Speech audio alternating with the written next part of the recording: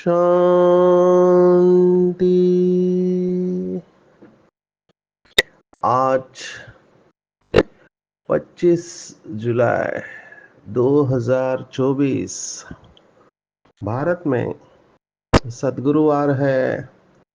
Today is 25th July 2024 and it's Thursday in Bharat. आज की मुरली का जादुई रहस्य स्वयं को प्रेरणा देने के लिए magical secrets of today's Murli for motivating the self. आज की साकार मुरली एक शब्द के ऊपर और भक्ति मार्ग के एक मंत्र के ऊपर है और वो शब्द है बाजोली। बाजोली मुझे भी पहले पता नहीं था बाजोली किसे कहते हैं। बाजोली माना जो उल्टी उड़ी मारते हैं सिर के ऊपर अपनी बॉडी को पेलकर। महाराष्ट्र में इसको कोलांटी उड़ी कहते हैं। हर राज्य में इसका अलग अलग नाम होगा। तो पूरा खेल बाजोली के ऊपर है। आज बाबा ने पूरे ड्रामा के राज बताए हुए हैं। सारा चक्र का ब्राह्मण और ब्रह्मा का राज इस बाजोली में समाया हुआ है, ऐसे आज बाबा ने कहा है। फकीर लोग तीर्थ यात्रा करते तो बाजोली खेलते हुए जाते हैं। बहुत कठिन होता है। आज तीर्थों को भी याद किया है कि पैदल जाते हैं और आजकल मोटर एरोप्लेन भी निकले हुए हैं। और भक्ति मार्ग में जो काशी कलवट खाते हैं तो बाबा ने कहा कि अगर निश्चय से करते हैं तो विकर्म विनाश होते हैं, लेकिन फिर नए सिर शुरू होता है। ऐसे नहीं कि वो बाबा के पास चले जाते हैं, नहीं, फिर से अकाउंट चालू हो जाता है। और बाबा कह रहा है कि याद से ही विकर्म विनाश करना अच्छा है, ना कि जीव घात से। ये जो बाजुली शब्द है ये भक्ति मार्ग का एक और बहुत बड़ा मंत्र है, हम सो सोहम। उसके ऊपर भी बाबा ने आज पूरा बताया कि कैसे हम ही देवता थे, फिर हम ही शूद्र बने। बाप की ग्लानि की हमने, इसलिए हम शूद्र बने। तो हम ही देवता थे, हम ही शूद्र बने। सो ब्रह्मा सो विष्णु, विष्णु सो ब्रह्मा। और वो लोग भक्ति मार्ग में आत्मा सो परमात्मा कहते हैं। और एक विशेष बात आज की मुरली में आई है कि बाबा जो बच्चों को वर्षा देते हैं वो वर्षा किस आधार पर प्राप्त होता है। तो आज बाबा ने कहा कि ईश्वरीय बुद्धि। तो बुद्धि के अलग अलग प्रकार हमने श्रीमद् भगवत गीता स्टडी ग्रुप में देखे हुए हैं, जो भी भाई बहनों ने अटेंड किया है। तो ईश्वरीय बुद्धि, पारस बुद्धि है ना, पवित्र बुद्धि और शुद्र बुद्धि, ऐसे बहुत सारे प्रकार बाबा ने बताए हुए हैं। तो ये ईश्वरीय बुद्धि द्वारा हम ईश्वर के गुण है वो ग्रहण करते हैं अपने अंदर और बुद्धि को पारस बनाते हैं। बाप से बहुत भारी खजाना ले रहे हैं, अपनी झोली भरते हैं गुणों से। और आज कहा है शंकर झोली नहीं भरता है, ये तो चित्रकारों ने बना दिया कि शंकर झोली भरता है। तो शिव और शंकर को मिला दिया है।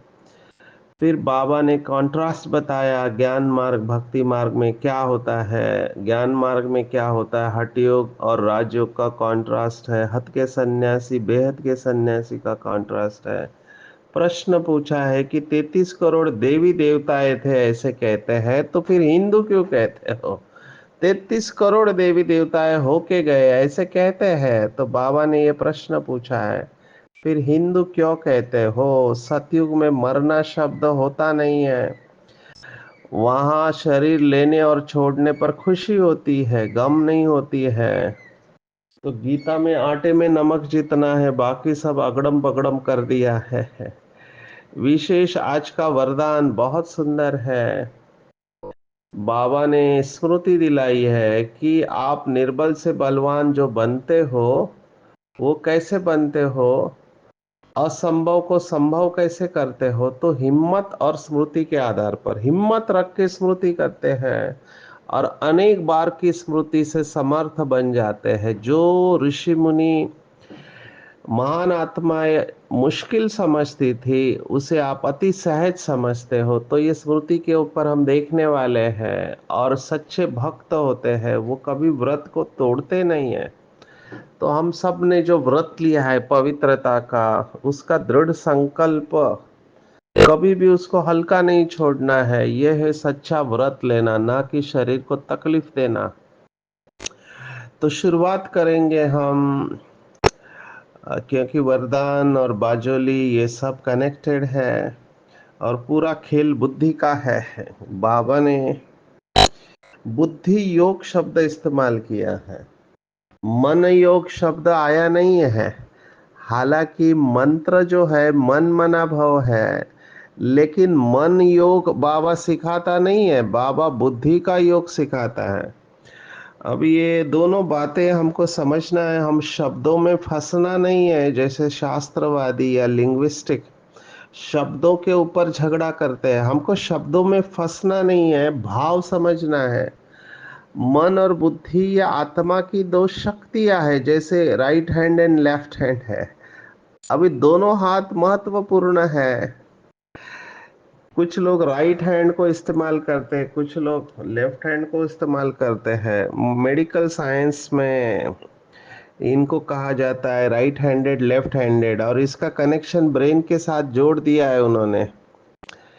तो कुछ लोग बच्चे बचपन से ही लेफ्ट हैंड को इस्तेमाल करते हैं, तो माँ बाप उनको जबरदस्ती कहते हैं कि लेफ्ट हैंड यूज नहीं करना चाहिए, क्योंकि लेफ्ट हैंड को वो निगेटिव समझते हैं, कि लेफ्ट हैंड नेगेटिव कर्मों में, इवन पूजा में भी वगैरह राइट हैंड ही इस्तेमाल करते हैं, ऐसी मान्यता है। इवन मैंने तो देखा है, नए घर में प्रवेश करते समय भी राइट पैर ही रखते हैं, वो लेफ्ट पैर नहीं रखेंगे। अभी इसके पीछे राज क्या है, इसके ऊपर चिंतन किया जा सकता है, क्योंकि भक्ति मार्ग में ये मान्यता क्यों आई, क्योंकि राइट को शुभ कहते हैं। संस्कृत के शब्द है वाम और दक्षिण, तो वाम, वाम और दक्षिण, दक्षिण माना यथार्थ, वाम माना अयथार्थ। तो राइट हैंड को समझते हैं, लेकिन अभी वर्तमान समय का जो साइंस है कहता है कि कुछ लोग एम्बिडेक्स्ट्रस होते हैं। जैसे क्रिकेट खेलने वाले भी कई लोग राइट हैंडेड बैट्समैन होते हैं, कोई लेफ्ट हैंडेड बैट्समैन होते हैं, and there is something known as, कुछ दोनों साइड से खेलते हैं, राइट हैंड भी खेलते हैं लेफ्ट हैंड भी खेलते हैं, जैसे सचिन तेंदुलकर है।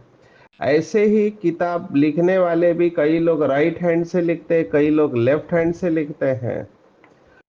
तो हम जो आजकल कुछ ऐसे ट्रेनर है, वो कहते हैं कि आपके ब्रेन के दोनों हिस्सों को आप डेवलप करो, holistic utilization of both cerebral hemisphere कहते हैं। हमारे मस्तिष्क के अर्धगोल होते हैं, दोनों को यूज करने के लिए हमको, जैसे आप सुबह ब्रश कर रहे हैं तो ब्रश राइट हैंड से कर रहे हैं, तो लेफ्ट हैंड से इसका प्रैक्टिस करना चाहिए।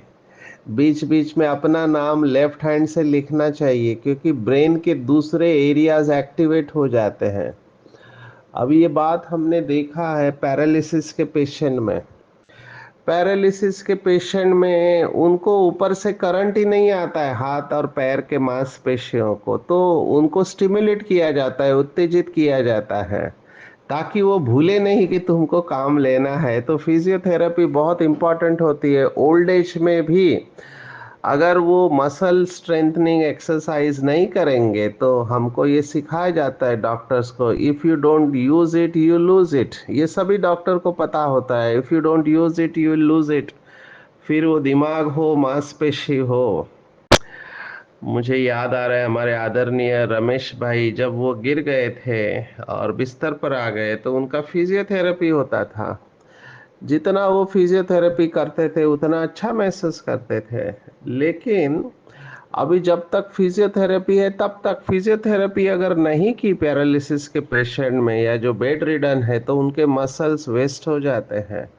यही बात कुछ हमारे बुद्धि के लिए भी लागू पड़ती है। अगर हम बुद्धि को यूज नहीं करेंगे, मनन चिंतन नहीं करेंगे तो बुद्धि सोचना बंद कर देती है। इसलिए हमको चिंतन निरंतर जारी रखना चाहिए। आप ब्रह्मा बाबा की कहानी तो सुनी होगी सभी ने कि बाबा 40 पेज लिखते थे। कैन यू बिलीव, 40 पेज लिखना, कितना लिखना होता होगा। तो इसके पीछे का भाव क्या है कि आपके मन में जो भी विचार आते हैं आप उसे लिखो, तो आप उसे ऑब्जेक्टिवली देख सकते हो। ये लिखना बहुत अच्छा संस्कार है। आजकल तो अभी मैं मैंगलोर में गया था मेडिकल कॉलेज में, तो वहाँ पे professor and head of the department बाबा की बच्ची है बायोकेमिस्ट्री में। She is one of the selected scientist across the world. पूरे वर्ल्ड में उनका नाम है। उनका डॉक्टर सुचिता। अभी बाबा के बच्चे तो वो कह रहे थे कि आजकल के बच्चे मोबाइल पे ही सब टाइप करते हैं, मोबाइल और लैपटॉप, तो उनका लिखने का संस्कार धीरे धीरे कम होता जा रहा है। और क्या लिखते हैं हमको पता नहीं चलता है। हम कहते हैं बच्चों को टेंशन है, लेकिन टेंशन तो हमको आता है जब उनका पेपर हम चेक करते हैं क्योंकि क्या लिखा होता है वो पढ़ना बहुत मुश्किल होता है। आंसर्स जो लिखते हैं बच्चे, टीचर्स भी इसके साथ अनुभव कर सकते हैं। तो लिखने की आदत बहुत इम्पोर्टेंट है, क्योंकि आगे चलकर ये सब सिस्टम फेल होने वाला है। हमको लिखने का आदत डालना चाहिए, और जब लिखते हैं तब हमारा मन, सबकॉन्शियस माइंड सब जुड़ जाता है। आंखें आंखें रहती है, हाथ लिख रहा है, मन और बुद्धि सोच रहा है, दिमाग काम करना है। तो लिखने से एक प्रकार की थेरेपी होती है। लिखना एक बहुत अच्छी थेरेपी है, जर्नलिंग कहते हैं इसको। तो इसके ऊपर हमने प्रयोग भी किए हैं, लेटर टू गॉड करके, भगवान को रोज खत लिखने का। जिनको जो भी प्रॉब्लम है, जो लोग बोल नहीं पाते हैं, अपनी भावनाओं को व्यक्त नहीं कर पाते, उनको लिखना बहुत जरूरी है। जितना लिखते जाएंगे उतना आपको क्लैरिटी, स्पष्टता आती जाएगी कि आपके मन में क्या चल रहा है। अगर आप बाबा को लिखेंगे खत तो आपको कुछ दिन बाद ऐसे अनुभव होगा कि बाबा आपके साथ बात कर रहा है, हर वक्त बाबा आपको सुन रहा है, ऐसे आपको फीलिंग आएगी और आपके साथ में है, और आपको लिखते लिखते ही सॉल्यूशन मिलना चालू हो जाएगा। तो ये लिखना, जर्नलिंग, कई लोग डेली अपनी डायरी लिखते हैं, लौकिक में भी लिखते हैं। रात को सोने से पहले दिन भर क्या हुआ वो लिखते हैं। ये एक बहुत अच्छा संस्कार है, अपने को ऑब्जेक्टिवली देखना। ज्यादातर लोग सब्जेक्टिव होते हैं, ऑब्जेक्टिव माना साक्षी होके अपने आप को देखना। ये बहुत अच्छा अभ्यास है। तो ईश्वरीय बुद्धि के ऊपर हम बात कर रहे थे। ये बुद्धि का ही पूरा खेल है, मन का योग नहीं, बुद्धि का योग है। क्योंकि बुद्धि ही सब कुछ ग्रहण करते, तीसरा नेत्र बुद्धि को कहते हैं। बुद्धि ही ग्रहण करती है, पूरा ज्ञान बुद्धि में समाया हुआ रहता है। ये बाबा की जो कहावत है, बाबा जो मुरली में सुनाता है कि शेरनी के दूध के लिए सोने का बर्तन चाहिए। ये सोने का बर्तन बुद्धि ही है। इस बुद्धि के आधार पर ही हम कहते हैं डल बुद्धि और श्रूड बुद्धि, शार्प बुद्धि। तो जो भी बच्चे डल होते हैं क्योंकि बुद्धि काम नहीं कर रहे, एक होता है ब्रेन इंस्ट्रूमेंट और एक होता है ऑपरेटर। तो कंप्यूटर अच्छा है लेकिन ऑपरेटर अच्छा नहीं तो भी प्रॉब्लम है, ऑपरेटर अच्छा है लेकिन कंप्यूटर अच्छा नहीं तो भी प्रॉब्लम है। उम्र के हिसाब से लोग भूलना चालू हो जाते हैं। कई लोगों को आजकल यंग एज में भूलने की बीमारी हुई है, और मैं देखता हूँ कि इसका पवित्रता के साथ कनेक्शन है डायरेक्ट। ऐसे आयुर्वेद और दूसरे पैथिस कहते हैं तो क्षय हो जाता है हमारी शुक्र धातु का। हमारे अंदर जो ओज और तेज ये जो गुण है उसका क्षय हो जाता है, क्योंकि वो जो एनर्जी है जो बुद्धि को या ब्रेन को शक्तिशाली बनाते हैं उसका क्षय हो रहा है। तो याद नहीं रहता है, छोटी छोटी बातों को भूल जाते हैं। सिंपल भाषा में, हम आज की भाषा में हर चीज को स्ट्रेस स्ट्रेस बोलते रहते हैं। हर चीज में स्ट्रेस, पर उसके पीछे गहराई में जाके देखेंगे तो बहुत कुछ जवाब मिल जाएगा। कहने का भाव है कि भूलने लगते हैं, तो ये भी ब्रेन की बीमारी कहते हैं। तो यंग एज में क्यों भूल रहे हैं? 30-40 साल की उम्र में भूलना चालू होता है, जो कि 60-70 के बाद भूलते हैं। हम समझ सकते हैं, क्योंकि ब्रेन के सेल डिजेनरेट होते हैं, माना वो खत्म होना चालू हो जाते हैं। लेकिन उसके बावजूद भी अगर आप अपने को फिजिकली एक्टिव रखते हैं, नई नई बातें लिखते हैं, करते हैं, जैसे ये चेस का गेम है या वो पजल सॉल्व करते हैं, आप अपने आप को चैलेंजेस देते रहेंगे, रोज नया नया करेंगे, तो फिर आपकी मेमोरी शार्प रहती है। मैंने और एक ऑब्जर्व किया है, कुछ लोग बाकी बातें भूल जाएंगे, लेकिन किसी ने दुख दिया है वो नहीं भूलते हैं, क्योंकि उन बातों को रिवाइज करते रहते हैं, हर वक्त वो रिवाइज करते रहते हैं। कुछ आत्माओं को ये दुखदाई बातें बहुत अच्छी तरह से याद है, क्या कहा, कब कहा, किसने कहा, किस भाव से कहा। अब ये बार बार याद करके वो अपने को और दुखी कर देते हैं। तो ये सब बातें इसलिए याद रहती क्योंकि ये इमोशनली चार्ज रहती है, उसमें भावनाएं जुड़ी हुई रहती है। इसलिए बाबा को हम जितना दिल से याद करेंगे, बाबा के साथ हमारे जितना इमोशंस बाबा के साथ जुड़े रहेंगे, उतना वो मेमोरी में और गहरा जाएगा। हम डीप मेमोरी में जाते हैं, ऐसे कहते हैं। तो ईश्वरीय बुद्धि से हम ईश्वर के जो गुण है वो प्राप्त करते हैं। तो ईश्वरीय बुद्धि माना क्या? तो ईश्वरीय बुद्धि जिसको आप कह सकते हैं स्वच्छ बुद्धि, पवित्र बुद्धि, जिसमें बाबा की बातें अच्छी तरह से धारण हो। अभी कुछ लोग बाबा के ज्ञान के ऊपर डाउट उत्पन्न कर लेते हैं। अभी डाउट, बाबा ने कहा देर इज नथिंग रॉन्ग, प्रश्न उठना गलत नहीं है। हमारे भी मन में बहुत सारे प्रश्न उठते हैं, लेकिन हमारा निश्चय डगमगाता नहीं है। क्या ये सच है बाबा जो कहता है? साइंस तो कुछ और कह रहा है और बाबा कुछ और कह रहा है। अभी यहाँ पर आपका निश्चय का पद पक्का होना चाहिए। साइंस कंप्लीट नहीं है। आज एक थ्योरी देगा, कुछ साल बाद उस थ्योरी को काट देगा। तो साइंस इज इनकम्प्लीट है, वो बदलता रहता है, और उस साइंस को आधार बनाना कहाँ तक यथार्थ है। तो ये मल्टीवर्स वाली थ्योरी पे भी पढ़े लिखे बाबा के बच्चे अटकते हैं। वो कहते हैं कि इतने सारे प्रूफ है, क्या क्या चीजें जमीन के अंदर से मिलते हैं। अभी मुझे ये सब प्रूफ भेजते रहते हैं।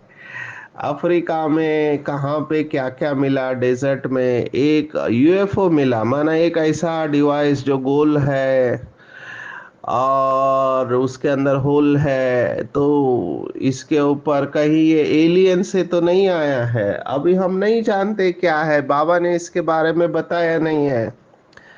हम डिनाई भी नहीं कर रहे, एक्सेप्ट भी नहीं कर रहे, हम केवल एक ही कह रहे, बाबा ने हमको बताया नहीं है।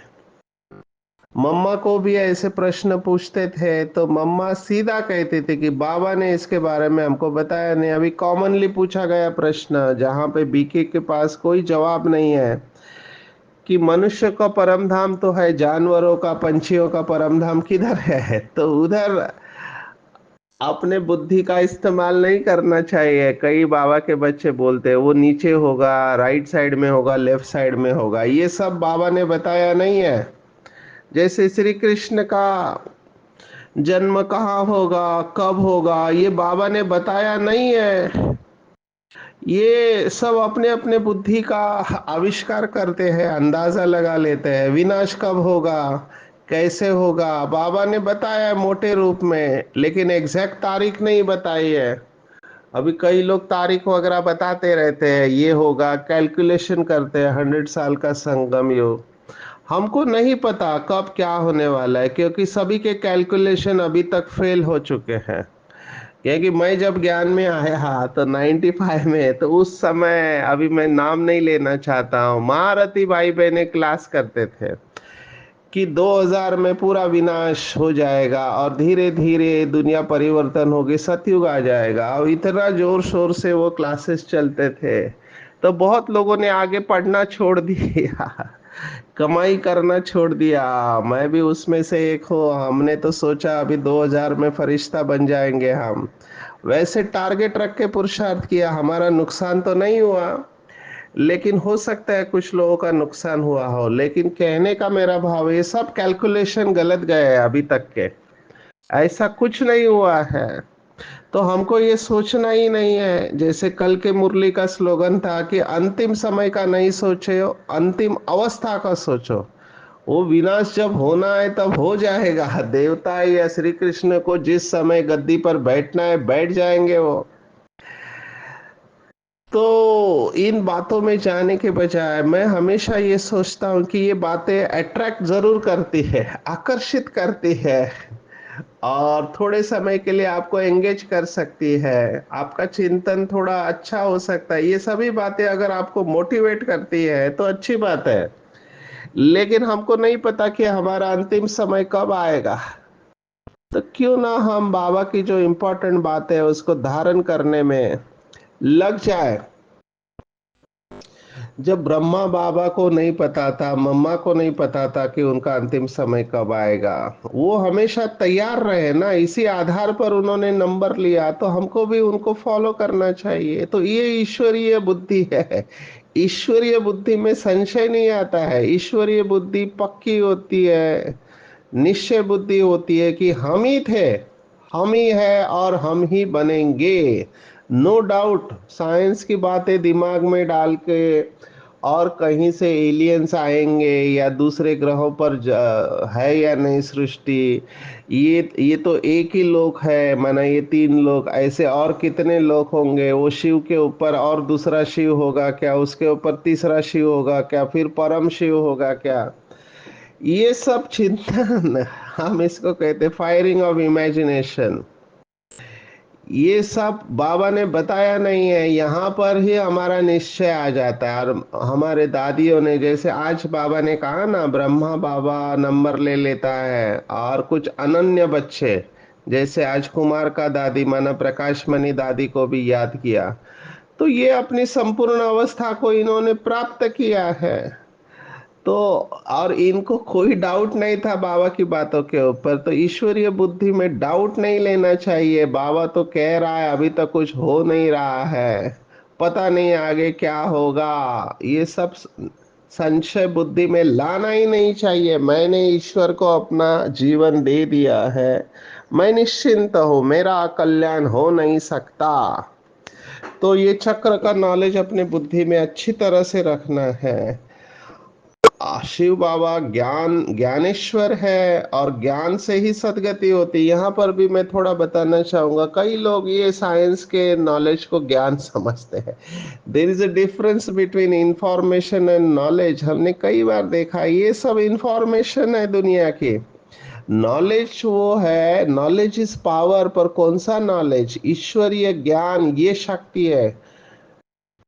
ये जो लौकिक का ज्ञान है, ये इंफॉर्मेशन है, इससे आपको लौकिक जगत में सफलता मिलती है, लेकिन पारलौकिक जगत में सफलता, मैं हमेशा कहता हूं कि ब्राह्मण परिवार में सबसे बुद्धिमान वो है जो अपनी मन और बुद्धि को शिव बाबा के ऊपर एकाग्र कर सके। आपके पास बहुत डिग्री है, आप इंटरनेशनल साइंटिस्ट हो, इट्स गुड, कॉन्ग्रेचुलेशंस, आप बड़े पोस्ट पर हो, आप बहुत पढ़े लिखे हो। लेकिन दादी चांद की लौकिक के हिसाब से हमारी मनमोहिनी दीदी, जिनको धृतराष्ट्र लिखना बहुत मुश्किल होता था, अभी ये आत्माएं ने भगवान के दिल पर जगह बना ली अपने। भगवान इनकी महिमा कर रहा है। तो हमारी डिग्री का क्या फायदा अगर हम अपने मन और बुद्धि को शिव बाबा के ऊपर एकाग्र नहीं कर पाए? तो यहाँ पर सबसे बुद्धिमान वो कहेंगे जो अपने मन और बुद्धि को शिव बाबा के ऊपर एकाग्र कर सके। देखो बड़े बड़े साइंटिस्ट इस समय, लेकिन सतयुग त्रेता में वो राजा नहीं बनेंगे। बाबा ने कितने बार मुरली में कहा मैं गरीब निवास हूँ। अभी अभी के जितने भी रिच लोग हैं आप उनका नाम जानते होंगे। अब क्या बेफ वो अमेजॉन का मालिक है, वॉरेन बफेट है, या माइक्रोसॉफ्ट के बिल गेट, या मार्क जुकरबर्ग जो व्हाट्सएप और फेसबुक चलाता है, जैक मा है, कितने सारे हैं, भारत के अडानी अंबानी है। बेचारे शिव बाबा को जानते नहीं, तो मुझे रहम आता है इनको कि अपने माँ बाप को नहीं जानते हैं, ईश्वर को नहीं जानते हैं। तो उससे तो हमारे गांव की भोली भाली माता या भाई वो दिल से कहता है मेरा बाबा बस, तो वो उनसे श्रेष्ठ हो गए, पद्मा पदम भाग्यशाली हो गए। तो ज्ञान से सद्गति होती है, ना कि लौकिक ज्ञान से। तो हमको ये याद रखना चाहिए। फिर बाबा ने कहा गीता में मनुष्य ने अगड़म बगड़म कर दिया है। कितना सारा गीता, कितनी छोटी सी गीता, इसको इतना बड़ा बना दिया है। पंडित लोग केवल कथा ही सुनाते हैं, अभी उनके आगे लोग पैसे रखते हैं, प्राप्ति कुछ भी नहीं है। वही धन अगर ईश्वर के सेवा में लगाए तो उनको कितना कल्याण उनका हो जाएगा, कितना भाग्य श्रेष्ठ बन जाएगा। ये आजकल भक्ति मार्ग में मोटर और एरोप्लेन से जाते हैं, देखो पैदल जाने में कितनी भावना रहती है। मैं अभी मुंबई में देखता हूँ, बाकी भी शहरों पर होगा, तमिलनाडु में या कर्नाटक में, मुझे पता नहीं है, उड़ीसा और उस तरफ, लेकिन होना चाहिए। उत्तर प्रदेश में वो लोग पैदल चलते, कावड़िया बोलते हैं, है ना, क्योंकि आज भोले बाबा की बात आई है। हमारे इधर मुंबई से शिरडी तक पैदल जाते हैं, उसमें बच्चे भी होते हैं, सभी लोग होते हैं, पैदल जाते हैं, तो उसमें याद करते हुए जाते हैं, उनकी जो भावना होती है। अभी मोटर एरोप्लेन में जाने वालों की क्या भावना होगी मुझे नहीं पता, लेकिन ये जो फकीर लोगों को आज बाबा ने याद किया, बाजोली खेलकर तीर्थों पर जाते हैं, कितना तकलीफ होता होगा, लेकिन वो करते हैं। तो निश्चय बुद्धि बनकर बाबा को याद करना है। बाबा की याद से, ना कि जीव घात से भी कर्म विनाश होते। भगवान के लिए जान नहीं देना है, जान से सेवा करनी है। वरदान विशेष आज का मुझे लगा, क्योंकि उसमें इतना कॉन्फिडेंस दिया गया है। बाबा ने कहा कि ऋषि मुनि जो पवित्र और महान आत्माएं, जिनको आज भी हम याद करते हैं, लेकिन वो ऋषि मुनि जैसे आत्माएं कहते हैं कि प्रवृत्ति में रहते पवित्र रहना मुश्किल है, आग और कापूस इकट्ठा रहना मुश्किल है, और बाबा के बच्चे कहते हैं अति सहज है। तो जो दुनिया वालों के लिए असंभव है, बाबा के बच्चों के लिए अति सहज है। पर ये हुआ कैसे? तो ये हुआ एक स्लोगन, हिम्मत बच्चे मदद बाप। इस वरदान के आधार पर हिम्मत का पहला दृढ़ संकल्प किया कि हमें पवित्र बनना ही है, और बाबा ने हमको मदद किया, हिम्मत रखा। तो बाबा की मदद क्या है कि आप आत्माएं अनादि आदि पवित्र हो, अनेक बार पवित्र बनी हो और बनती रहेगी। कितना सुंदर है, कितना कॉन्फिडेंस आ रहा है कि हम ही थे जो पवित्र बने थे, फिर बन रहे हैं और अनेक बार बनते रहेंगे। ये अनेक बार की स्मृति है, ये शक्तिशाली बनाती है। इसलिए कल भी मैंने शायद कहा था कि अनगिनत बार हम संपूर्ण पवित्र बने हैं। तो जो भी पवित्रता के साथ स्ट्रगल कर रहे हैं, वो इस स्मृति को पक्का करे कि हम अनगिनत बार माया के ऊपर हमने विजय प्राप्त की है, अनगिनत बार हम निर्बल से बलवान बन गए। तो डरना नहीं है, बिल्कुल डरना नहीं है। अनगिनत बार हम निर्बल से बलवान बने हैं, संपूर्ण पवित्र बने हैं, और विश्व को भी पावन बनकर दिखाया है। तो हम हिम्मतवान आत्मा है, बाबा को पहचाना है, कोई साधारण नहीं है। तो अपने स्मृति को पक्का करेंगे, दृढ़ता का व्रत कभी नहीं छोड़ेंगे, चाहे कुछ भी हो जाए, कितने भी पेपर्स आए घर वालों से, बाहर वालों से, अपने अंदर से या दूसरों के संस्कार, लेकिन दृढ़ संकल्प को कभी ढीला नहीं छोड़ना है। क्योंकि सच्चे भक्त भक्त अपना व्रत नहीं तोड़ते, तो हम तो देवी देवताएं हैं, हम उनसे ज्यादा शक्तिशाली है। आज की पूरी मुरली में टेक होम अगर आप मुझे कहो तो मैं यही कहूंगा कि हम सो हम ही देवता थे, हम ही शूद्र बने, हम फिर से देवता बन रहे हैं। बाबा ने हमें ईश्वरीय बुद्धि दी है और पूरा खेल इस बुद्धि का है। इस बुद्धि के द्वारा हम ड्रामा में अपना श्रेष्ठ पार्ट देखते हैं, महसूस करते हैं, बाबा को देखते हैं और श्रेष्ठ संकल्प करते हैं, मायाजीत बनते। अनेक बार हम संपूर्ण पवित्र बने हैं। केवल हम ही नहीं बने, अनेकों को पवित्र बनाया है, पूरी प्रकृति को भी पावन बनाया है। दृढ़ता ही सफलता की चाबी है। अच्छा, ओम शांति।